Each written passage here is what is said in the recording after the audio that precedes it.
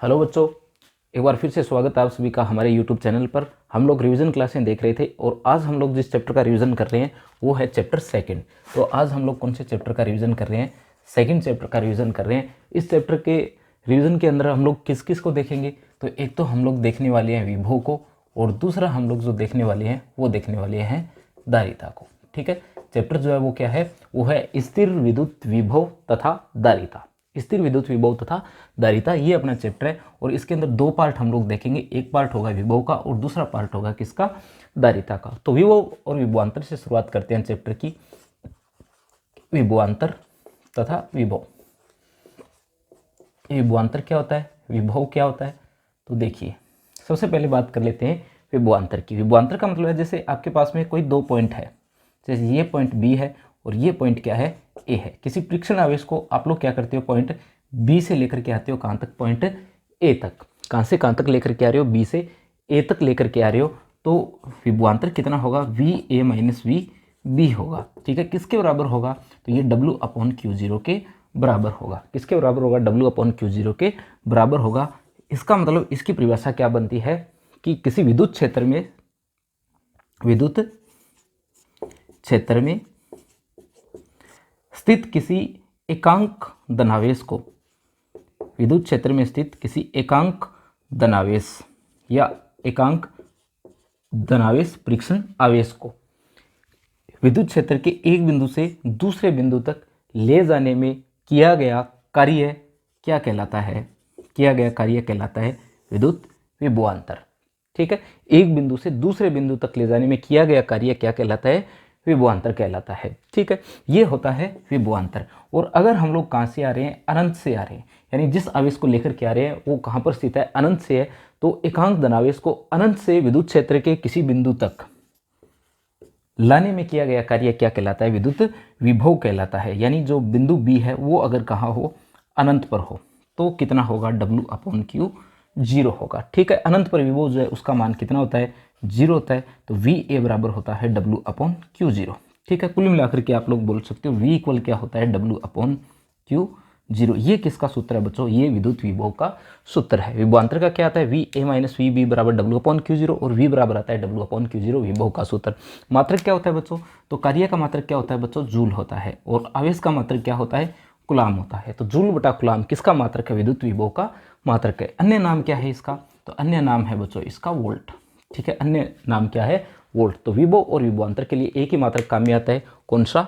Volt. किसके बराबर होता है? जूल बटा कुलाम। एक बार एग्जाम में ये पूछा गया था कि जूल बटा कुलाम जो है वो किसका मात्रक होता है? ठीक है, तो विद्युत विभव या विभवांतर का मात्रक होता है, जिसे किससे लिखते हैं? वोल्ट से लिखते हैं। ठीक है बच्चों, जितने चैप्टर का मैंने रिवीजन करवाया है उन सभी के एग्जाम में आए हुए 10 सालों के क्वेश्चन जो है वो भी मैंने डाल रखे हैं, शॉर्ट्स के रूप में भी है और वीडियोज़ के रूप में भी है। तो उन्हें भी एक बार आप लोग प्लेलिस्ट में जाकर के जरूर देख लेना। ठीक है, एग्जाम के 10 सालों के सारे क्वेश्चन मैंने डाल रखे हैं। तो जूल बटा कुलाम किसके बराबर होता है? वोल्ट के बराबर होता है। वी इक्वल होता है डब्ल्यू अपॉन क्यू जीरो के। ठीक है, तो ये बात आती है किसकी? विभव और विभवांतर की। बिंदुवत आवेश से पहले बात कर लेते हैं समविभव पृष्ठ की। समविभव पृष्ठ की। समविभव पृष्ठ बच्चों इंपॉर्टेंट है 1 नंबर के अंदर। ठीक है, 1 नंबर के अंदर इंपॉर्टेंट है। अगर आपसे पूछे पृथ्वी का विभव, पृथ्वी का विभव, तो पृथ्वी का विभव होता है बच्चों जीरो। पृथ्वी का विभव कितना होता है? जीरो होता है। और धारिता पूछे तो धारिता कितनी होती है? अनंत होती है। पृथ्वी की धारिता कितनी होती है बच्चों? अनंत होती है। और पृथ्वी का विभव कितना होता है? जीरो होता है। पृथ्वी का विभव से पूछे कितना होता है? जीरो होता है। और धारिता पूछे तो कितनी होती है? अनंत होती है। ठीक है, ये भी आप लोग थोड़ा ध्यान में रख लेना। अब बात कर लेते हैं समविभव पृष्ठ की। किसकी बात कर लेते हैं? समविभव पृष्ठ की। तो एक ऐसा पृष्ठ जिसके प्रत्येक बिंदु पर विभव का मान क्या होता है? एक समान रहता है, क्या कहलाता है? समविभव पृष्ठ कहलाता है। यानी ऐसा पृष्ठ जिसके प्रत्येक बिंदु पर विभव का मान समान रहे, क्या कहलाता है? तो वो समविभव पृष्ठ कहलाता है। ठीक है, बात कर लेते हैं समविभव पृष्ठ के गुणों की कि समविभव पृष्ठ जो है इसके गुण क्या क्या होते हैं। तो एक तो यही है कि समविभव के प्रत्येक बिंदु पर किसका मान नियत रहता है? विभव का मान नियत रहता है। दूसरा, समविभव पृष्ठ के दो बिंदुओं पर अगर जाएं, एक बिंदु से दूसरे बिंदु की ओर जाएं, तो किए गए कार्य का मान कितना होता है? जीरो होता है। यानी एक बिंदु से दूसरे बिंदु की ओर जाओगे तो कार्य का मान क्या होगा?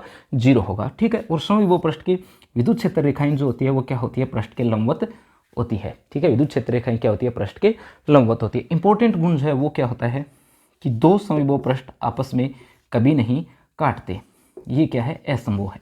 दो समविभव पृष्ठ जो है वो क्या नहीं करेंगे, आपस में कभी नहीं काटेंगे। क्यों? क्योंकि इनके कटान बिंदु पर विभव के दो मान होंगे जो क्या है, असमभव है। दो चुंबकीय क्षेत्र रेखाएं नहीं काटती, दो समविभव पृष्ठ नहीं काटते, और दो विद्युत क्षेत्र रेखाएं आपस में नहीं काटती। क्यों नहीं काटते?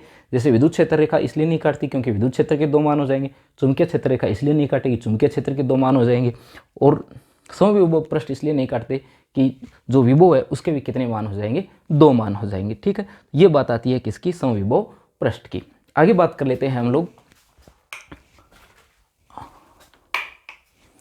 आगे बात कर लेते हैं हम लोग कुछ अन्य गुणों की। जैसे समविभव पृष्ठ जो है, अगर आपको किसके लिए पूछा जाए समविभव पृष्ठ, जैसे आप लोगों को पूछा जाए कि बिंदुवत आवेश के लिए समविभव पृष्ठ कैसा होता है, जैसे ये बिंदुवत आवेश है, इसके लिए आपको पूछे कि समविभव पृष्ठ कैसा होगा, तो बच्चों इसके लिए जो समविभव पृष्ठ होगा वो होगा इसको केंद्र मान करके खींचा गया गोला। ये क्या होगा, इसके लिए समविभव पृष्ठ होगा। ठीक है, ये समविभव पृष्ठ है। ध्यान रखना, ये जो रेखाएं खींचते हैं ये समविभव पृष्ठ नहीं है, ये रेखाएं तो है विद्युत क्षेत्र रेखाएं। ये तो क्या है, विद्युत क्षेत्र रेखाएं हैं जो क्या कर रही है, इसके पृष्ठ से लंबवत बाहर की ओर है। ये प्लस धनावेश के लिए क्या है, समविभव पृष्ठ है। जो रेड कलर में खींचा गया है ये क्या है, समविभव पृष्ठ है। अगर रेखीय आवेश हो तो रेखीय आवेश के लिए समविभव पृष्ठ अगर आपसे पूछा जाए तो कैसा होता है, बेलनाकार समविभव पृष्ठ होता है। ठीक है, एक बेलनाकार जो पृष्ठ होगा वो क्या होगा, इसके लिए समविभव पृष्ठ होगा। और इस तरीके से क्या हो जाएंगी, विद्युत क्षेत्र रेखाएं हो जाएंगी।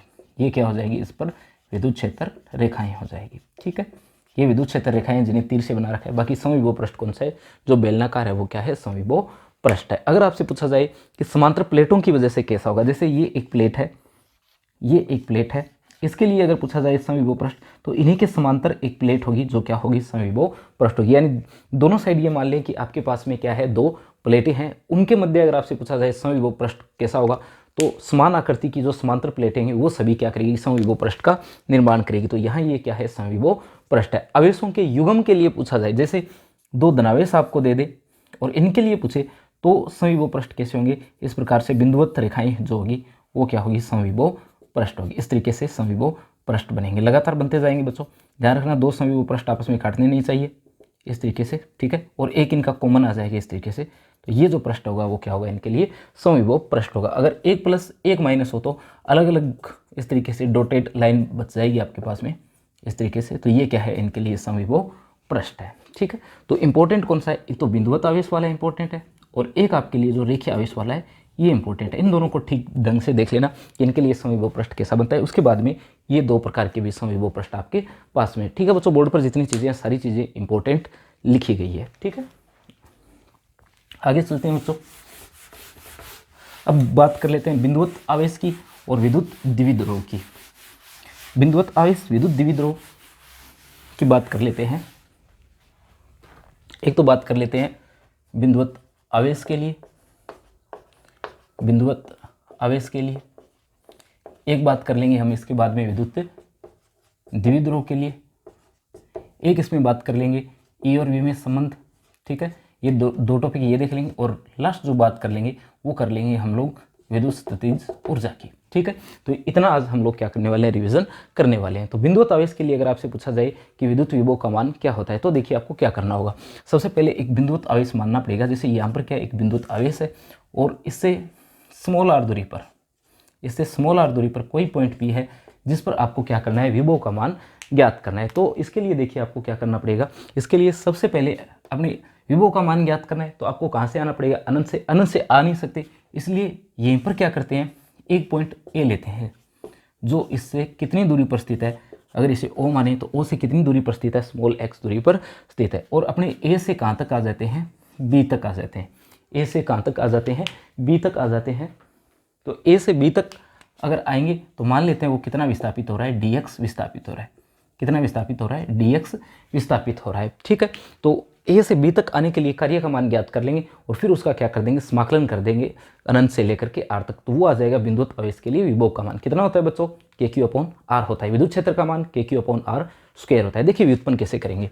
तो सबसे पहले अपने क्या करने वाले, सबसे पहले हम लोग कार्य का मान ज्ञात करेंगे। dw का क्या होता है, F∗dx वेक्टर होता है। ठीक है, ये क्या आएगा, माइनस का FdX आएगा। क्या आएगा, माइनस का FdX आएगा। क्यों आएगा, क्योंकि F वेक्टर जो है इसकी दिशा किस ओर है, तो इस ओर क्या है, F वेक्टर की दिशा है। इस ओर किसकी दिशा है, एफ वेक्टर की दिशा है, ई वेक्टर की दिशा है, और इस ओर क्या कर रहे हैं हम लोग, ए से बी तक, इस ओर हम लोग परीक्षण आवेश जो है उसको विस्थापित कर रहे हैं। परीक्षण आवेश जो Q0 हमारे पास में है उसे हम लोग यहाँ से यहाँ तक लेकर के आ रहे हैं, तो ए से बी तक लेकर के आ रहे हैं, दोनों की दिशा क्या है, विपरीत है, यानी कोस 180 डिग्री बनता है, जिसका मान -1 होता है। ये किसका मान है, DW का मान है। ठीक है, बात कर लेते हैं बच्चों बल F की कूलॉम के नियम से।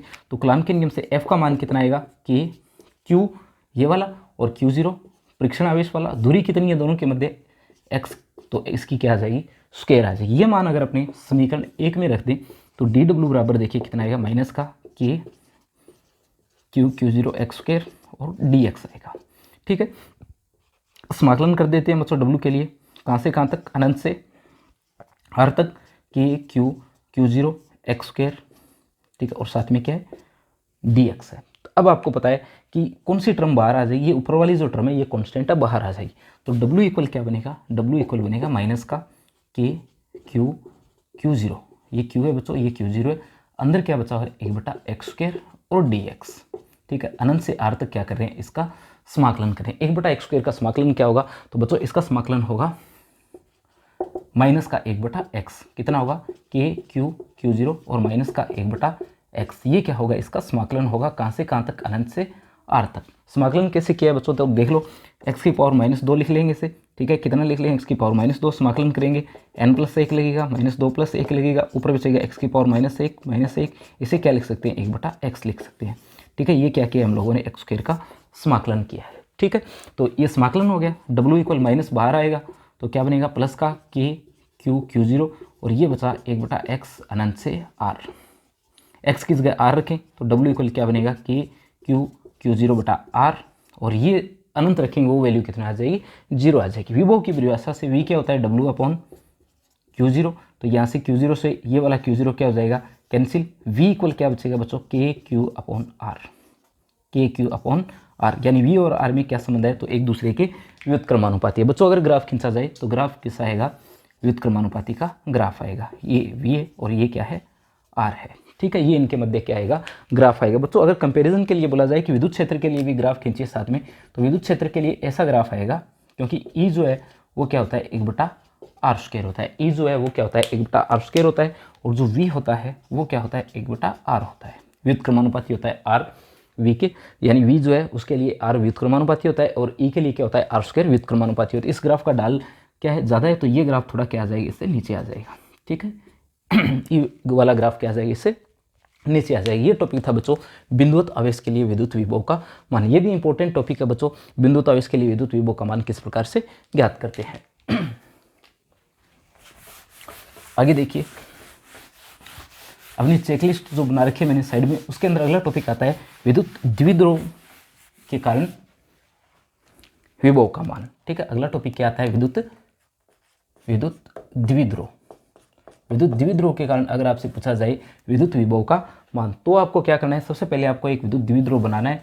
ये माइनस का Q और ये क्या है, प्लस का Q है। इन दोनों के मध्य दूरी मान लेते हैं कितनी है, 2a है। कितनी दूरी है, 2a दूरी है, और ये जो दूरी है ये आधी आधी हो जाएगी, a और a। ठीक है, इन दोनों से स्मॉल r दूरी पर कोई बिंदु P स्थित है। कितनी दूरी पर है, तो स्मॉल r दूरी पर कोई बिंदु P है, जिस पर आपको विभव का मान क्या करना है बच्चों, ज्ञात करना है। तो सबसे पहले क्या करना पड़ेगा, आपको इन्हें मिलाना पड़ेगा। इसके साथ में मिलाया R1 और इसके साथ में मिलाया क्या आया, R2 आया। कितना आया, R1 और R2 आया। ये कोण जो है वो क्या है, थीटा। ये क्वेश्चन आपको मिलेगा कि विद्युत द्विध्रुव से r थीटा पोजीशन पर स्थित बिंदु P पर विभव का मान ज्ञात कीजिए। ठीक है, तो इस प्रकार के मान है। तो सबसे पहले प्लस के आवेश की वजह से विभव ज्ञात करोगे आप लोग, कितना आएगा, तो V1 इक्वल आएगा बच्चों KQ/R1। कितना आया, KQ/R1। V2 का मान कितना आएगा, V2 का मान आएगा KQ/R2। तो कुल विभव कितना आएगा, ये बच्चों माइनस का आएगा V2, तो क्योंकि ये आवेश किसका है, माइनस का है। ठीक है, बिंदु तो आवेश के कारण KQ/R होता है, प्लस वाले के लिए प्लस का है और माइनस वाले के लिए माइनस का है। V कितना आएगा, तो ये आएगा V1 प्लस का V2, यानी दोनों को जोड़ना है। तो दोनों को जोड़ते हो तो KQ क्या आता है बच्चों, कॉमन, और 1/R1 माइनस 1/R2 बचता है, यानी विभव V कितना आता है, KQ/R2 माइनस का R1, और भाग में क्या आता है, R1 और R2 आता है। ठीक है, ये समीकरण आपकी बन जाती है। ये विभव का आंसर आ जाता। पर बच्चों R1 R2 वो मान है जो हम लोगों ने माने, न कि आपको दिया है क्वेश्चन में तो आपको मिलेगा आर थीटा पोजीशन पर। तो R1 और R2 का आपको क्या करना है, मान जो वो ज्ञात करना है। ठीक है, तो सबसे पहले क्या करना पड़ेगा, यहाँ पर आपको लंब खींचना पड़ेगा, यहाँ से यहाँ तक एक लंब खींचना पड़ेगा। 90 डिग्री का क्या खींच दिया हम लोगों ने, एक लंब खींच दिया है, इसको मान लिया पॉइंट M है। इसी तरीके से यहाँ से भी लंब खींचे, यहाँ से भी क्या कर दें, एक लंब खींच दे, पर ये लंब तो खींच दे, ये लाइन छोटी है तो इस लाइन को क्या करना पड़ेगा बच्चों, आगे बढ़ाना पड़ेगा। इस तरीके से इस लाइन को क्या करना पड़ेगा, हमें आगे बढ़ाना पड़ेगा। जैसे ही आपने इसे आगे बढ़ाया तो जो लंब आप लोगों ने खींचा है ये 90 डिग्री यहाँ पर आ जाएगा। ठीक है, इसे मान लेता हूँ मैं क्या है, N। अब ये कोण थीटा है तो ये कोण भी बच्चों क्या आएगा, थीटा आएगा। ठीक है, ये दोनों जहाँ है वो क्या है, इस त्रिभुज का आधार है और आधार बराबर होता है कर्ण कोस थीटा। यहाँ ये भी आधार है और ये A के बराबर है, तो ये क्या होगा, A कोस थीटा। ठीक है, ये A कोस थीटा है, ये A कोस थीटा लिखा है बच्चों यहाँ, और यहाँ भी क्या लिखा गया है, A कोस थीटा लिखा गया है। ठीक है, अब देखिए अगर अपने को मान ज्ञात करना है किसका, R1 और R2 का, तो R1 का मान ज्ञात कर लेते हैं। R1 कितना आएगा, R1, ये दूरी R1 है और ये दूरी भी कितनी होगी, फिर R1 होगी। तो R1 किसके बराबर आएगा, इस टोटल दूरी में से, यानी R में से क्या करना है आपको, ये घटाना है। R में से कितना कम करना है, A कोस थीटा कम करना है। यानी इस पूरे मान में से अगर आप ये मान कम कर देते हो तो यहाँ से आपने लंब जो खींचा है ये एक चाप के बराबर ही तो है। ठीक है, तो ये दूरियां क्या है, यहाँ से यहाँ तक की और यहाँ से यहाँ तक की बराबर है। यानी ये जो मान R1 ये आएगा टोटल में से A कोस थीटा घटाने पर। R2 कितना आएगा, R2 ये आपके पास में R2 है, तो ये आएगा इस टोटल मान में ये मान जोड़ने पर। टोटल मान कितना है, R है यहाँ तक ये मान, और कितना जोड़ना है, A cos theta, A cos theta. ठीक है, अब इस समीकरण में अगर रख दें तो V इक्वल बनता है KQ और R2 minus R1, R2 minus R1, इसमें से ये घटेगा तो बच्चों ये माइनस का बनेगा और ये प्लस का बनेगा। तो R से तो R यहाँ पर क्या हो जाएगा, कैंसिल हो जाएगा। यानी इस R में से तो ये R क्या हो जाएगा, कैंसिल। अगर R2 R1 का मान रखें तो ये आपस में जुड़ जाएंगे, तो ये कितना बचेगा, 2A कोस थीटा। कितना बचेगा, 2A कोस थीटा बचेगा। कितना बचेगा, 2A कोस थीटा बचेगा। भाग के अंदर देखिए दोनों की मल्टीप्लाई होकर के आएगी, इन दोनों की क्या होकर के आएगी, मल्टीप्लाई होकर के आएगी। और ये मल्टीप्लाई में आता है तो एक बार मान प्लस का एक बार माइनस का है, तो क्या आएगी, इसकी स्क्वायर आएगी, R square minus A square cos square theta. ये वाला मान जो है यहाँ पर क्या हो जाएगा, बच जाएगा। ठीक है, अब अपने अगर क्या करें, ये माने कि ये जो टर्म है A स्क्वायर, इसका मान R की तुलना में क्या हो, अलप हो, तो इस टर्म को क्या मान सकते हैं, नगण्य मान सकते हैं। यानी V इक्वल क्या आ जाएगा, KQ 2A cos theta upon R square, ये आ जाएगा। अब देखिए Q इंटू 2A किसका फॉर्मूला बनता है, द्विध्रुव आघूर्ण का, P का फॉर्मूला बनता है। तो V equal KP cos theta upon R square, V equal KP cos theta upon R square, ये वाला इंपॉर्टेंट फॉर्मूला है। ये क्या है, विद्युत विभव का मान है। कितना है, KP cos theta upon R square है। बच्चों अगर यहाँ से आप लोगों से पूछा जाए कि यहाँ से आप लोगों से पूछा जाए अक्ष और निरक्ष पर, अगर अक्ष पर पूछा जाए, किस पर पूछा जाए, अक्ष पर पूछा जाए, तो अक्ष के लिए थीटा का मान कितना होगा, थीटा 0 डिग्री होगा। कितना होगा, 0 होगा। और कोस 0 का मान कितना होता है, 1, तो कितना आ जाएगा, KP upon R cube square, KP upon R square आ जाएगा, क्यूब नहीं आएगा बच्चों, KP अपॉन R स्क्वायर आ जाएगा। अगर आपसे पूछा जाए निरक्ष पर, किस पर पूछा जाए, निरक्ष पर पूछा जाए, तो निरक्ष के लिए बच्चों थीटा इक्वल 90 डिग्री होता है और कोस 90 का मान सभी जानते हैं, बताने की जरूरत नहीं है, 0 होता है। तो निरक्ष पर कितना आ जाएगा, 0 आ जाएगा। अगर 180 के लिए पूछता आपको तो ये माइनस का KP अपॉन R स्क्वायर आ जाता है 180 डिग्री के लिए। तो ये टॉपिक है बच्चों किसी विद्युत द्विध्रुव के लिए विद्युत विभव का मान। ये वाला टॉपिक भी क्या है बच्चों, इंपॉर्टेंट है। ठीक है, विद्युत द्विध्रुव और विद्युत द्विध्रुव आघूर्ण दो टर्म आपके पास में। विद्युत द्विध्रुव तो क्या होता है, एक निकाय होता है जिसमें क्या होता है, समान परिमाण और विपरीत प्रकृति के आवेश अलग दूरी पर रखे जाते हैं। और विद्युत द्विध्रुव आघूर्ण क्या होता है, उनमें से कोई एक आवेश का परिमाण और उनके मध्य दूरी का गुणनफल होता है। ठीक है, तो विद्युत द्विध्रुव क्या होता है, एक निकाय होता है और विद्युत द्विध्रुव आघूर्ण एक सदिश राशि है। ठीक है, दिशा कहाँ से कहाँ होती है, माइनस से प्लस की ओर होती है, किसकी, विद्युत द्विध्रुव आघूर्ण की। विभव तो बच्चों अदिश राशि है तो इसकी तो दिशा होगी नहीं। तो इस प्रकार से आपको क्या करना है, इस टॉपिक को सोल्व करना है। ठीक है, अगला टॉपिक देखिए, अगला टॉपिक चेकलिस्ट में आता है विद्युत क्षेत्र और विद्युत विभव में संबंध।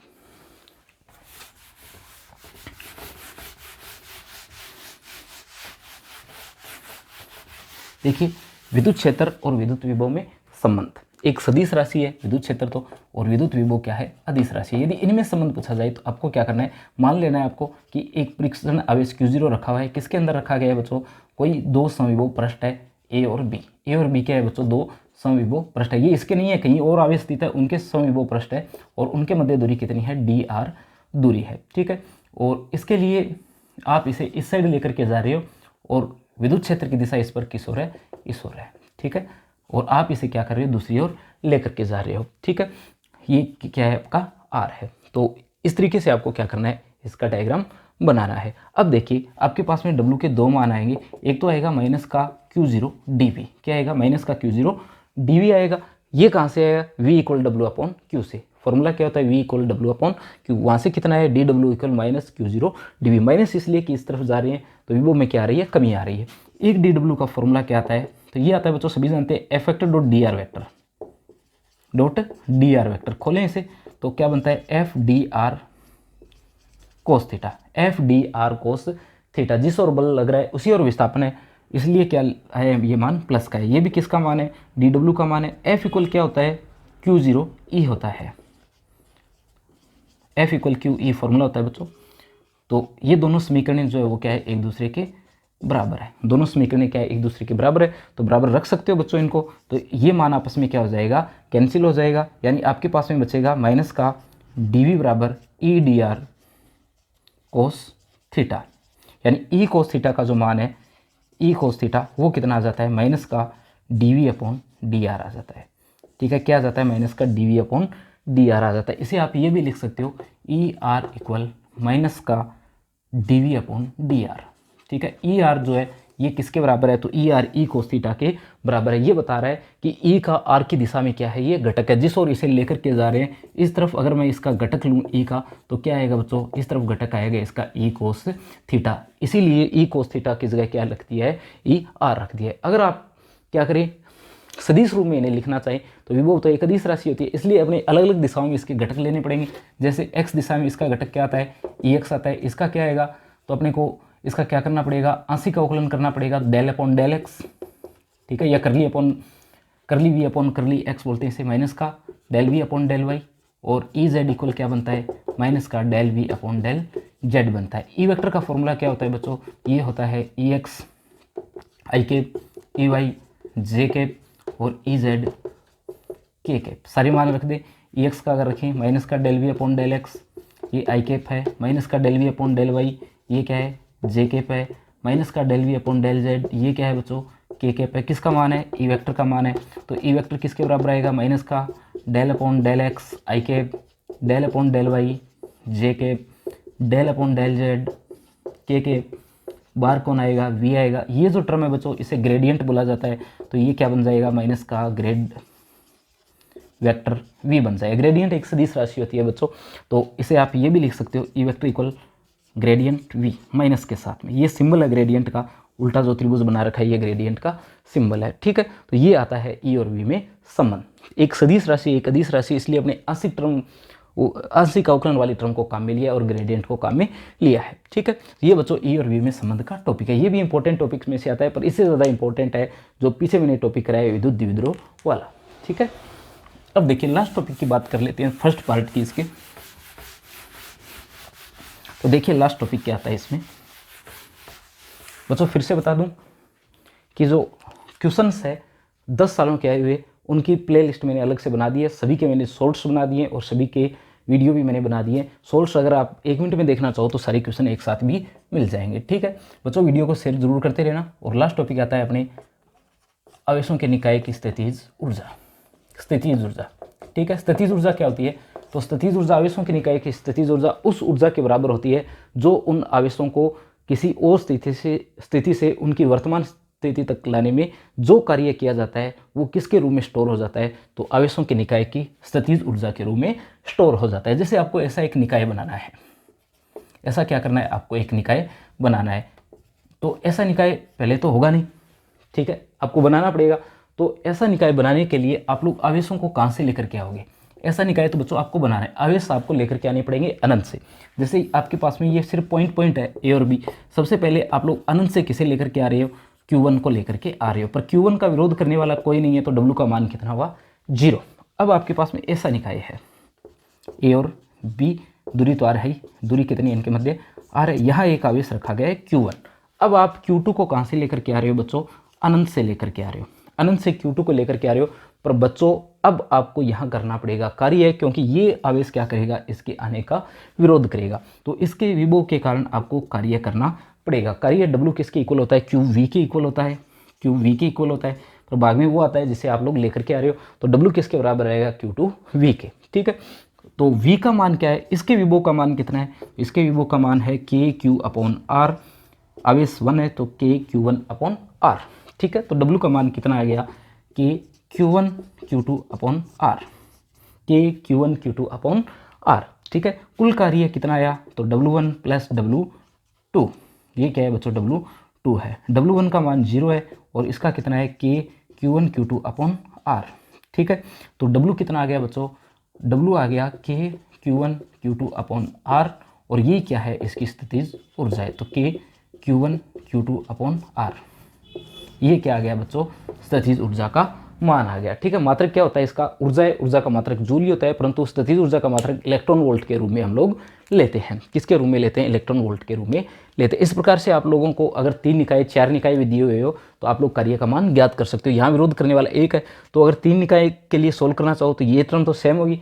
अब जब आप लोग तीसरे निकाय को यहाँ लेकर के आओगे ना, तो उसका विरोध 2 लोग करेंगे। जैसे तीसरे निकाय को यहाँ मैं लेकर के आऊँ, ये 2 के लिए अगर तीसरा निकाय, तीसरे आवेश को आप लोग लेकर के आते हैं, जैसे Q3 को लेकर के आते हैं, तो Q3 का विरोध एक तो ये करता और एक Q3 का विरोध करता, ये 2 लोग विरोध करते, इसलिए एक टर्म यहाँ से आती और एक टर्म कहाँ से आती, यहाँ से आती, और ये वाली टर्म साथ में थी। तो आपके पास में कुल कार्य इन तीनों की वजह से आ जाता। ठीक है, तो इस तरीके से आप लोग क्या कर सकते हो, आवेशों के निकाय के लिए स्थितिज ऊर्जा का मान ज्ञात कर सकते हो। 2, 3, 4 आपको कितने भी आवेश दिए हुए उनके लिए भी ज्ञात कर सकते हो। ये टर्म बच्चों तब है जब बाह्य क्षेत्र क्या है, अनुपस्थित है। अगर बाह्य क्षेत्र अनुपस्थित है तब ये वाली टर्म आती है। अगर आपको बोल दिया जाए कि बाह्य विद्युत क्षेत्र भी क्या है, उपस्थित है, बाह्य विद्युत क्षेत्र भी क्या है बच्चों, उपस्थित है, जिसके विभव का मान कितना है, Q है, तो W = QV फॉर्मूले से ये भी साथ में क्या हो जाता, जुड़ जाता। ठीक है, W = QV भी साथ में क्या हो जाता, जुड़ जाता। पहले आवेश के लिए कर रहे होते तो पहले के लिए आ जाता, दूसरे के लिए कर रहे होते तो दूसरे के लिए आ जाता। जैसे यहाँ जो हम लोगों ने कार्य का मान 0 किया था ना, ये तो 0 ही आता, पर बाह्य विद्युत क्षेत्र वाला इसके साथ में जुड़ जाता। W2 तो आते ही आता, पर ये बाह्य विद्युत क्षेत्र वाला भी इसके साथ में जुड़ जाता। तो इस तरीके से अपने क्या कर सकते हैं, विभव की सहायता से स्थितिज ऊर्जा का मान ज्ञात कर सकते हैं। बच्चों नेक्स्ट पार्ट के अंदर इस चैप्टर की धारिता पढ़ेंगे। आज का वीडियो देखने के लिए धन्यवाद।